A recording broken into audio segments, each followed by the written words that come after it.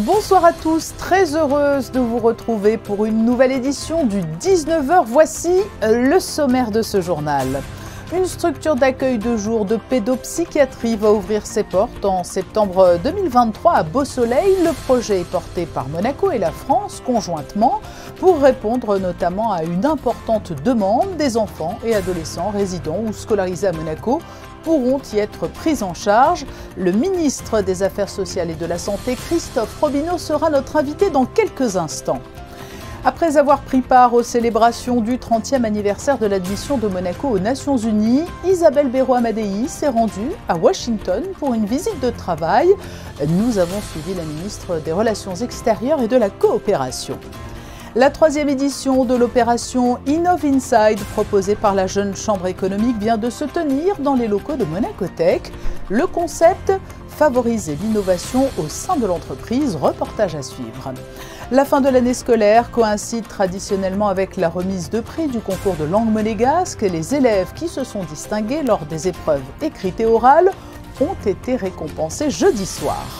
Les nouveaux modes de consommation du petit écran avec la télé à la demande notamment et l'avènement des grandes plateformes. Qu'attendent les téléspectateurs? Le duel entre le pot de terre et le pot de fer, entre les télés traditionnelles et les grandes plateformes, est-il gagné d'avance? À quoi ressemblera la télé de demain? Alexandre Joux, professeur à l'Institut méditerranéen des sciences de l'information et de la communication, nous décodera ces nouveaux réflexes. La sensibilisation passe par l'action. De jeunes élèves de Monaco ont travaillé tout au long de l'année sur le projet d'aire marine éducative. Nous avons assisté à la restitution de leurs réflexions à l'école Saint-Charles. Et puis nous serons avec Zhang Jingyang, la pongiste monégasque, est à la veille de son premier match des Jeux européens à Cracovie.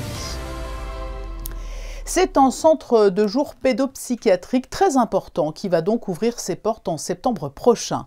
Installé à Beausoleil, il est le fruit d'un partenariat entre Monaco et la France et il va permettre la prise en charge d'enfants et d'adolescents souffrant de troubles neurodéveloppementaux ou de pathologies handicapantes ne leur permettant pas de suivre une scolarité à temps complet. Pour nous présenter les enjeux et missions de cette structure, nous sommes avec le ministre des Affaires sociales et de la Santé, Christophe Robineau. Bonsoir. Bonsoir Patricia. C'est un projet de longue date. La signature intervenue aujourd'hui est une étape importante. C'est un projet effectivement de longue date qui a connu quelques aléas du fait bien sûr de la crise Covid et puis de la nécessité de parvenir au meilleur accord possible. Mais enfin, on arrive à concrétiser ce projet par la signature que très symboliquement, le ministre de la Santé française, François Braun, vient signer à Monaco, montrant ainsi toute l'importance que tant Monaco que la France attachent à ce projet. Alors, quelle est la nature du partenariat entre la France et Monaco dans ce dossier ? Alors c'est un projet qui a pris naissance sur un constat qui était le manque de structure et notamment dans l'est du département, permettant d'accueillir des enfants et des adolescents qui présentent des troubles autistiques, des troubles du développement et de la personnalité et qui du coup sont impactés dans leur scolarité. C'est en fait un constat qui était partagé par l'ARS PACA et qui se monte en partenariat avec la Fondation Lanval et c'est, je pense, un très très beau projet, un modèle de coopération entre Monaco et la France dont on doit s'inspirer peut-être pour d'autres projets dans le même champ qui est celui de la santé et du social. Vous avez évoqué ce besoin urgent effectivement dans l'est de la région, mais ce centre plus généralement répondait à une grande nécessité et à une problématique qui est très actuelle et sociétale. Oui, tout à fait. Comme je l'ai dit, beaucoup d'enfants et d'adolescents, de plus en plus nombreux, présentent des troubles du domaine autistique. On sait que c'est une pathologie qui a tendance à être de plus en plus fréquente, mais également des troubles de la personnalité. Ça ne permet pas une intégration optimale dans un parcours scolaire normal et même avec des plans d'aide adaptés, on n'arrive pas à maintenir une scolarisation de qualité. Donc nous avons voulu créer cet hôpital de jour qui permet de répondre à ces difficultés de scolarisation dans une typologie d'enfants et d'adolescents bien particulière. Oui, d'où vont-ils venir ces enfants et quel est leur profil? Alors comme vous le savez, c'est 35 places qui vont être progressivement déployées au niveau de l'hôpital de jour de Beausoleil. La moitié viendront de la France, la moitié viendront de Monaco, à savoir des enfants qui soit sont résidents à Monaco et donc forcément scolarisés à Monaco, mais aussi des enfants qui sont simplement scolarisés à Monaco, qui peuvent résider en France, mais dont la scolarité sur Monaco est problématique du fait de ces troubles qu'ils présentent. Et nous aurons ainsi une réponse adaptée à des situations bien particulières. Oui, sans trop aller en avant, c'est un centre d'accueil de jour. Quel sera le type de prise en charge proposée ? C'est une prise en charge qui sera à la fois médicale, médico-social, un accompagnement par des travailleurs médico-sociaux et puis bien sûr une véritable scolarisation, ce qui devrait permettre d'améliorer l'intégration scolaire de ces enfants. Vous nous avez parlé de leur origine, l'origine des enfants, et pour les professionnels de santé du centre, ils seront à la fois français et monégasques également ? Alors essentiellement, les équipes seront déployées par la Fondation Lamval, c'est l'accord que nous avions pris avec cette fondation. Ils assurent le recrutement des personnels de santé et des travailleurs médico-sociaux qui vont intervenir dans l'hôpital de jour de Beausoleil. La raison étant simple, c'est que c'est un établissement qui est situé en France avec des contrats français et donc un recrutement qui se fait par la Fondation Lamval. Mais l'engagement fort et résolu de la principauté dans ce dossier, cela traduit aussi une volonté vraiment de faire de la santé mentale une priorité sanitaire du gouvernement princier. Il y a d'ailleurs un vaste plan qui a été lancé il y a quelques années. Tout à fait, Patricia. En 2022 a été présenté le plan santé mentale et cette réalisation s'inscrit parfaitement dans les objectifs recherchés par le gouvernement, à savoir mieux appréhender, mieux anticiper, mieux accompagner les personnes qui présentent des troubles, soit effectivement du registre psychiatrique, mais simplement aussi en ce qui concerne l'addictologie et notamment évidemment chez les enfants scolarisés, les adolescents, avec des thématiques aussi évidentes que la consommation de tabac, de drogue ou d'alcool, mais aussi un certain nombre d'addictions, ne serait-ce qu'aux médias numériques. Vous nous confirmez l'ouverture à l'horizon septembre 2023 ? Écoutez, comme vous le savez, grâce au concours de la direction des travaux publics, Monaco a assuré la construction de ce centre sur un terrain qui nous appartenait. Le financement de la construction, des travaux, de l'équipement et du fonctionnement sera partagé entre Monaco et la France. Le dernier point qui restait à régler, c'était la signature de cette convention, dont acte, c'est chose faite. Donc dès septembre, nous ouvrirons l'hôpital de jour de pédopsychiatrie de Beausoleil. Merci Christophe Robineau d'avoir répondu à notre invitation. Merci beaucoup Patricia, bonne soirée. Le début de semaine a été marqué par le 30e anniversaire de l'admission de Monaco à l'ONU. Isabelle Béraud-Amadei, ministre des Relations extérieures et de la coopération, faisait partie de la délégation qui accompagnait le prince Albert II et la princesse Stéphanie. Elle a ensuite poursuivi ce déplacement sur la côte est des États-Unis en se rendant à Washington pour une visite de travail. Le récit d'Alexandra Pani sur des images d'Antoine Ecal. Une première visite de travail d'un conseiller pour les relations extérieures et la coopération à Washington DC.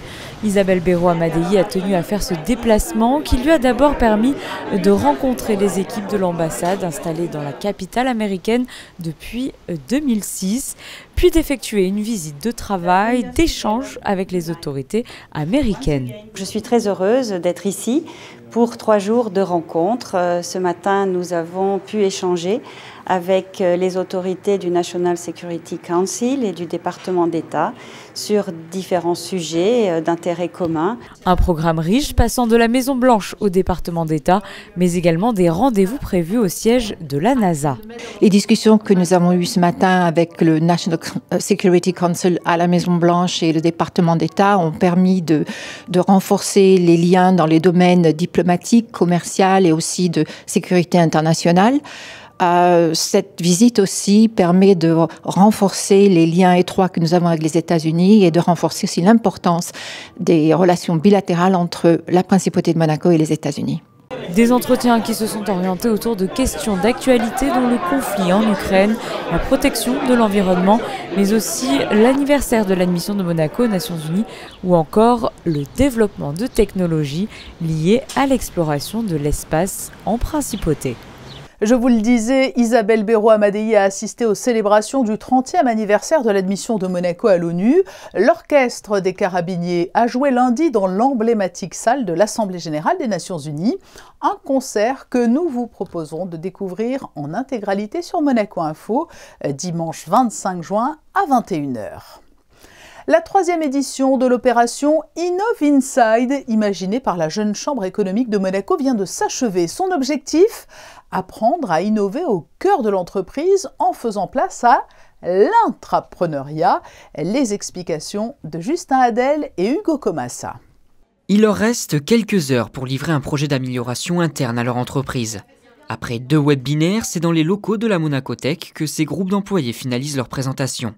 Communication externe, interne, les produits et services, la production, bref, tous les sujets peuvent être abordés. Au cours de la journée, un tournoi de pétanque est organisé. Entre sérieux et convivialité, tout est fait pour travailler en s'amusant. On a travaillé 1 mois et demi sur ce projet et ça a été vraiment très bénéfique. On a pu travailler ensemble, proposer des idées. On se fait un petit tournoi de pétanque. L'avantage, c'est que c'est vrai que c'est sympa parce que ça nous permet de pouvoir ressouder un petit peu l'équipe. On a tout de suite été tous enthousiastes. Ça permet une meilleure cohésion d'équipe. Ça permet aussi de rigoler, de mieux se connaître parce que des fois, nous, on est une petite société donc tout le monde se connaît. Mais pour les grandes sociétés, ça permet aussi de connaître les autres salariés et de pouvoir créer des liens plus affectifs que du travail et que professionnels. C'est donc une fierté pour la Jeune Chambre économique de Monaco de voir ce projet perdurer, mais surtout servir. C'est un événement qui marche, donc Innov Inside, c'est un événement tourné autour de l'intrapreneuriat, c'est-à-dire entreprendre au sein des entreprises. C'est aussi l'idée de sortir les employés de leurs entreprises pour qu'ils soient stimulés et finalement créer une cohésion d'équipe pour qu'ils travaillent autour de ces projets innovants. Le but pour eux, c'est effectivement qu'ils repartent avec un projet, une idée, qu'ils vont ensuite implémenter. Et on a effectivement des beaux retours d'expérience sur des projets qui ont été implémentés. L'édition s'est bouclée par une présentation des travaux devant les chefs d'entreprise et une remise de diplôme aux participants. C'est une tradition de fin d'année. La mairie organise le concours de langue monégasque. Une remise de prix vient récompenser les meilleurs candidats.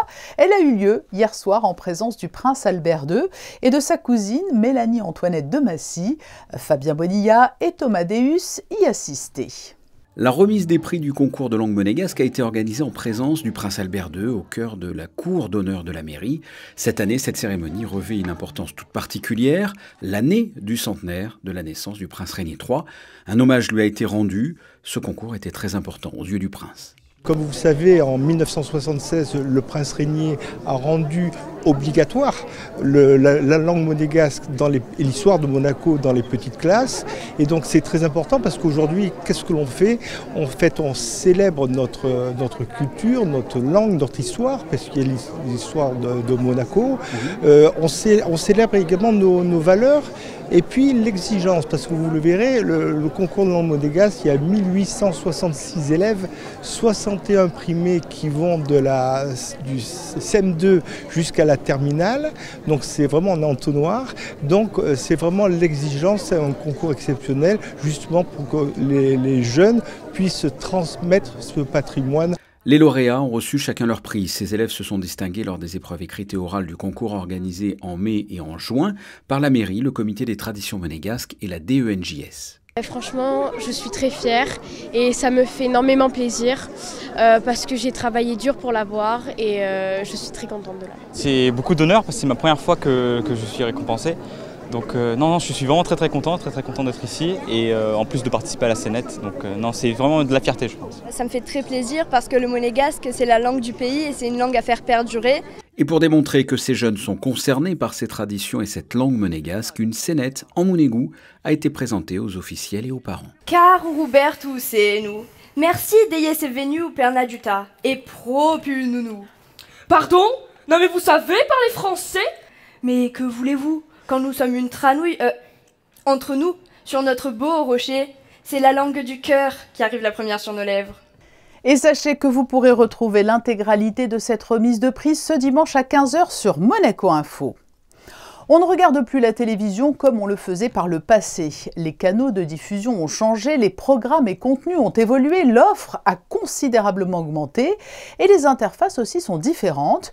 Dans cet univers en perpétuelle évolution, les chaînes de télévision traditionnelles doivent affronter de véritables mastodontes, les grandes plateformes internationales. Comment peuvent-elles tirer leur épingle du jeu? Quel avenir se dessine pour elles?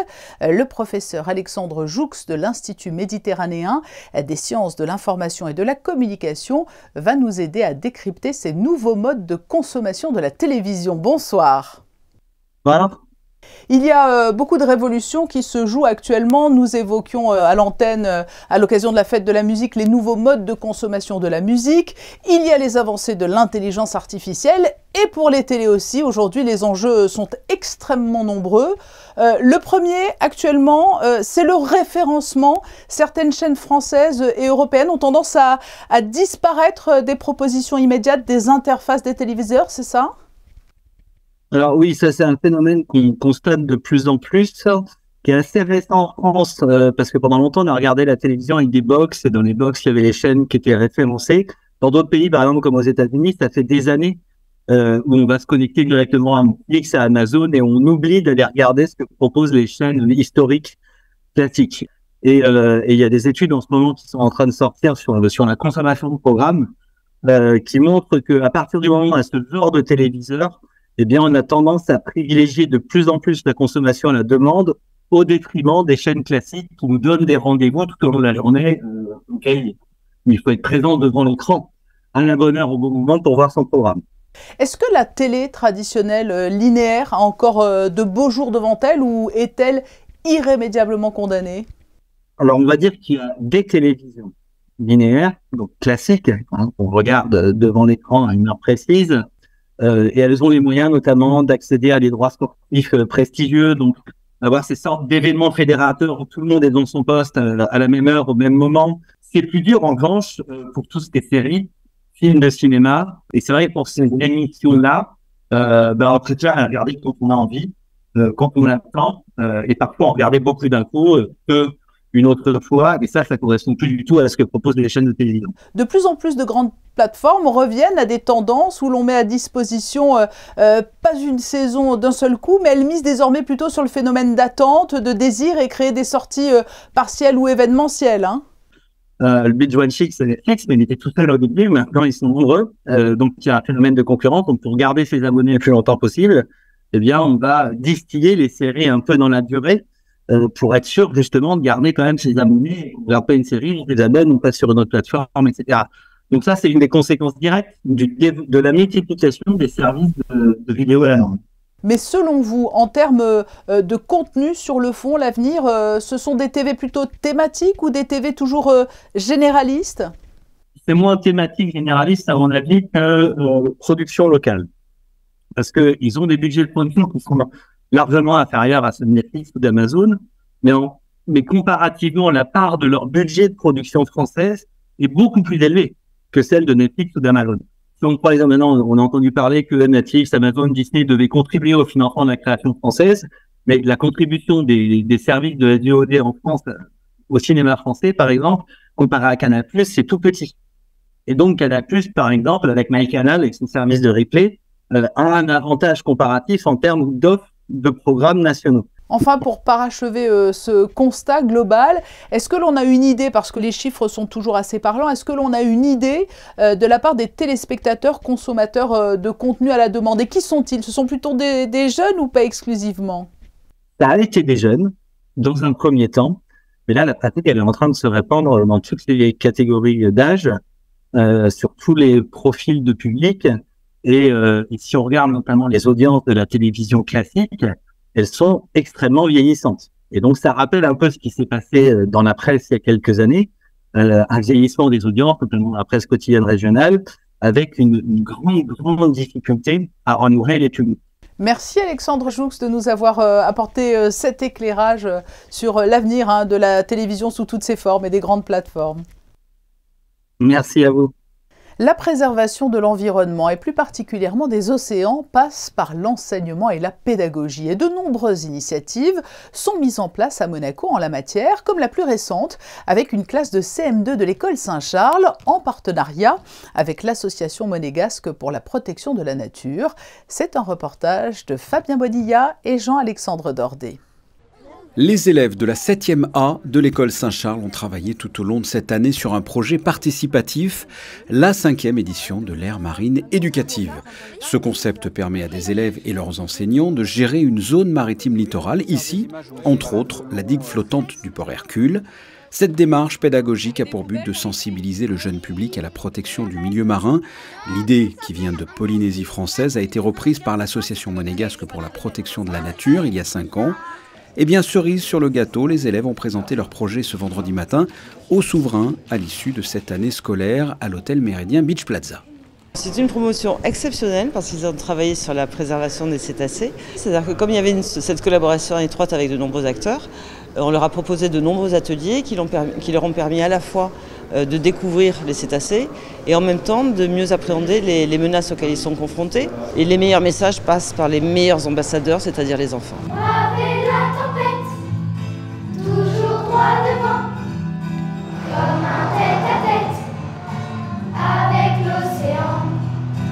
Au programme, une chanson sur le thème de la mer et la projection d'un film de 12 minutes retraçant les différentes activités de ces élèves concernant cette aire marine éducative. Ce projet était très intéressant dans le sens qu'on a appris beaucoup de choses sur la mer, les cétacés et tous les autres animaux. Moi, j'ai aimé quand on a découvert notre territoire qu'on doit protéger. Aussi, quand les intervenants sont venus en classe et on sait que maintenant, il ne faut plus jeter des déchets dans la mer ou même jeter par terre. Il y a beaucoup d'animaux en voie de disparition et ça permet aux adultes, aux enfants, aux adolescents de mieux connaître la mer. À l'issue, ces élèves de 7e et l'artiste Mr. Wanties ont dévoilé une œuvre collaborative en présence du prince Albert II et de l'ambassadeur pour les pôles et les enjeux maritimes, Olivier Poivre d'Arvor. Le chapitre sportif de ce journal, un peu plus d'une semaine après la fin du championnat de Betclic Elite, l'annonce de l'arrivée d'une recrue pour la prochaine saison. Terry Tarpé a signé pour 3 ans avec la Roca Team. L'international français arrive en provenance du Mans, avec lequel il a été champion de France en 2018. Les Jeux européens se poursuivent à Cracovie alors que l'aventure est terminée pour le double monégasque en padel. Celle de Xia Xingyang débute demain, samedi. La récente médaillée d'or aux Jeux des petits États d'Europe est avec Émilie Rousseau pour nous livrer ses impressions à la veille de son premier match en Pologne où elle est tête de série numéro 4. Oui, nous sommes justement avec la pongiste monégasque Xiao. Comment tu te sens avant ton entrée en compétition ? Je me sens bien, je me sens motivée et je me sens en forme. J'ai joué hier 2 fois et aujourd'hui 1 fois, donc je me sens bien, les sensations elles sont bonnes. Donc je suis plutôt satisfaite en ce moment. Ton statut de 18e mondial fait que tu entres en compétition un petit peu plus tard, c'est ça hein ? Oui, je commence que samedi, donc j'ai sauté 2 tours, je pense. Donc je commence que le 3e tour. Donc voilà, ça me laisse 1 jour de plus pour préparer. En 2019, à Minsk, tu avais terminé 4e. Quel est l'objectif ici ? Pour moi, je ne cache pas que mon objectif, c'est gagner la compétition parce que j'ai toute la chance pour la gagner. Mais c'est vrai que après, si je peux ramener une médaille pour Monaco, la Principauté, je serais contente. Mais plutôt, je vise la première. Le niveau est élevé, Xiao ? Le niveau, je pense que c'est la même que la dernière fois. Mais mon capacité de jeu et mon niveau, je pense que actuellement, je suis plus fort qu'il y a 4 ans. Après, voilà, ça dépend comment je vais réagir pendant les matchs, les moments importants, mais je suis confiante en moi, je vais faire tous mes efforts. Et nous suivrons bien évidemment cela de près avec Sylvain Péroumal depuis Cracovie. Et des idées de sortie avec 2 nouvelles expositions qui viennent de débuter. La première est à l'Espace 22. Il s'agit d'une exposition multi-artistes proposée par la plateforme de vente en ligne d'œuvres d'art Art Collect. Ce sont donc plusieurs techniques et styles différents qui vous seront proposés jusqu'au 5 juillet. La galerie Adriano Ribolzi, quant à elle, accueille l'artiste Jeanne Gemayel jusqu'au 23 septembre. L'exposition s'intitule « Au cœur d'un regard » et fait écho au travail de cette artiste canadienne qui vit à Monaco depuis 30 ans. Une belle occasion de se faire plaisir et de faire un beau geste. La boutique du Rocher met en vente depuis lundi des sacs vintage couture de seconde main. Le fruit de cette vente sera reversé à la Fondation Princesse Grasse. Des bonnes nouvelles pour les prévisions météo. Enfin, le week-end devrait être très agréable, Yannick de Beuvert. Bonsoir Patricia, bonsoir à tous. Nous aurons droit à un très joli week-end en principauté bien ensoleillé. Ce samedi, il fera chaud avec 21 au lever du jour et jusqu'à 30 degrés en ressenti dans l'après-midi. Lundi, suivez, monte à 8. Demain, il faudra donc bien penser à vous protéger. En ce samedi 24 juin, nous célébrons la fête de la Saint-Jean. Merci Yannick et merci à vous de nous être fidèles chaque soir pour refermer ce journal. Cette série de photos de Stéphane Dana et Frédéric Nébinger qui nous emmène au jardin animalier où l'on peut y découvrir une exposition consacrée au prince Régnier III qui est à l'origine de ce lieu qu'affectionnent les enfants, mais pas seulement.